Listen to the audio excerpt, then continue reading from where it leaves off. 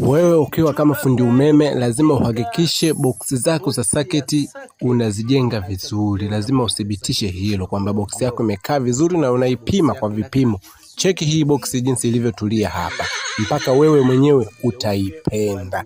Na ukiwa unajenga hivi boksi zako, basi utapata wateja wengi sana. Pia main switch ni watu wengi huwa wanakosea kulijenga ile main switch.